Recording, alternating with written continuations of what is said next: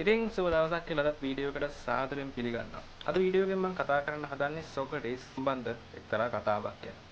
ක්‍රිස්තු පූර්ව 469 ඉඳන් ක්‍රිස්තු පූර්ව 399 වෙනකන් කියන මේ කාල පරිච්ඡේදය ඇතුළත තමයි ග්‍රීසියේ සොක්‍රටිස් ජීවත් වෙන්නේ.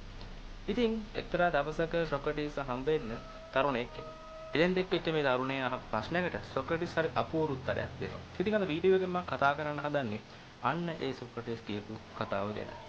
සොක්‍රටිස් කියලා කියන්නේ බටහිර දර්ශනකවාදී අදහස් ලෝකෙට ඉදිරිපත් කරපු කෙනෙක්. ඉතින් එක්තරා දවසක සොක්‍රටිස් හම්බ වෙන්න තරුණයෙක් මේ තරුණයා බෙදෙන්නේ.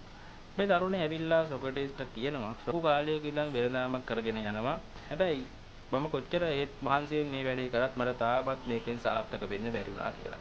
ඉතින් එයා කියනවා සොක්‍රටිස්ට මට මේකෙන් සාර්ථක වෙන්න මොකක් හරි විදිහක් කියලා දෙන්න කියලා. ටිකක් වෙලා කල්පනා කරාට පස්සේ සොක්‍රටිස් කියනවා හොඳයි මම ඔයාලට විදිහක් කියන්නම්. ඒක අහගන්න හෙට උදේට අපි ගංගාවේදී හම්බ වෙමු කියලා. තරුණයා සොක්‍රටිස් කියපු විදිහටම ඊළඟ දවසේ උදේ ගඟට එනවා. ඒ වෙනකොට සොක්‍රටිස් එතනට ඇවිල්ලා ඉන්නවා.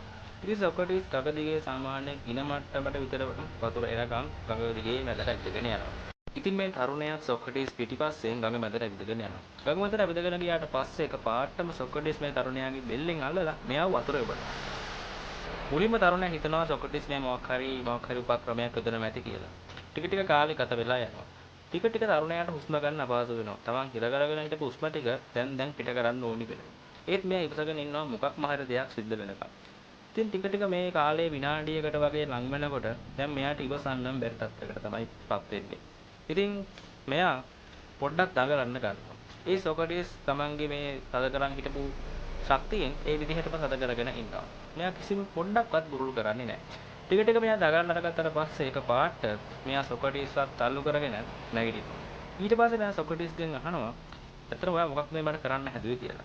සොක්‍රටිස් කියනවා "ඔයාට ওই වතුර ඇතුලේ ඉද්දී මම ඔයාව තද කරගෙන ඉද්දී ඔයාට වැඩිපුරම ඕනේ උනේ මොනවද" කියලා. ඉතින් මේ තරුණයා කියනවා "මට ඕනේ උනේ හුස්ම ගන්න" කියලා. ඊළඟට සොක්‍රටිස් අහනවා "ඔයා මේ විදිහට හුස්ම ලබා ගන්න මොකක්ද කරේ" කියලා. ඊට පස්සේ තරුණයා කියනවා "මම මුලින් කිසිම දෙයක් ගණන් ගන්න නැතුව හිටියා මේක මේ විදිහටම සිද්ධ වෙයි කියලා." ඊට පස්සේ එයා කියනවා මම ටිකක් උත්සාහ කරා නමුත් ඔබතුමා බුරුල ලීල් කරේ නැහැ කියලා. ඊට පස්සේ මම උපරිම ශක්තිය දාලා පුතුමාව තල්ලු කරගෙන නැගිට්ටා කියලා. ඊට පස්සේ සොක්‍රටිස් අහනවා දැන් ඔයාලට වෙළඳාමේ මොකක්ද ඕනේ කියලා. ඉතින් තරුණයා කියනවා මට ඕනි වෙළඳාමෙන් සාර්ථක වෙන්න කියලා. ඉතින් ඊට පස්සේ සොක්‍රටිස් කියනවා මෙන්න මේ වගේ කතාවක්. සාර්ථකත්වයටපත් වෙන්න වෙන කිසිම රහසක් නැහැ. සාර්ථකත්වයටපත් වෙච්ච හැමෝම කරේ තමන් ලබා ගන්න ඕනි සාර්ථකත්වයේ වෙනුවෙන් උපරිම කැපවීමෙන් මහන්සියෙන් වැඩ කරපු එක. හරියට අර ඔයා හුස්ම ඕනි වෙලාවේ පොඩ ටිකක් දඟලලා කරාට ඔයාට හුස්ම ගන්න පුළුවන් උනේ නැහැ. මොකද මම දිගටම ඔයාට හද කරගෙන හිටියා. හැබැයි ඔයා උපරිම කැපවීම මහන්සියෙන් ඒව ශක්තිය දාලා මාව තල්ලු කරගෙන නැගිටලා ඔයාගේ හුස්ම අරගත්තා. ඉතින් ඒ විදිහට අර හුස්ම ගත්තා වගේ අර හුස්ම ලබා ගන්න ලොකු ශක්තියක් දීලා වැඩ කරා වගේ වරඳාමත් ලොකු සාර්ථකත්වයක් අරගන්න නම් මහා උපරිම කැපවීමෙන් වැඩ කරන්න කියලා සොක්‍රටිස් මේ තරුණයාට කියලා දුන්නා. ඉතින් මේ පුංචි වීඩියෝ එකෙන් මට කියන්න ඕනේ මෙන්න මෙච්චරයි. අපි යම් කිසි දෙයක් කරනවා නම් ඒ දේ උපරිම කැපවීමෙන් කරනවා නම් තමයි අපිට උපරිම සාර්ථකත්වයක් ලබා ගන්න පුළුවන් වෙන්නේ.